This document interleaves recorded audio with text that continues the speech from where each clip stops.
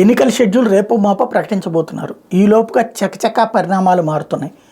ఆంధ్రప్రదేశ్లో అంటే ఎన్నికల షెడ్యూలు 15వ తారీఖు లోపు వస్తుందన్నారు. కానీ ఆ వెంటనే మొట్టమొదటి సభలు ఆంధ్ర తెలంగాణలో నడబోతున్నాయి.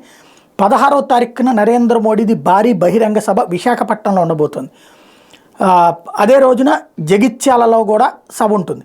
తర్వాత 17వ తారీఖు చిలకలూరుపేట సభకి మోడీ షెడ్యూల్ ఖరారైంది. ఆయన అటెండ్ కాబోతున్నారు భారీ బహిరంగ సభకి చిలకలూరుపేటలో, ఏదైతే ఇప్పుడు సిద్ధానికి పోటీగా పెడుతున్నటువంటి సభ.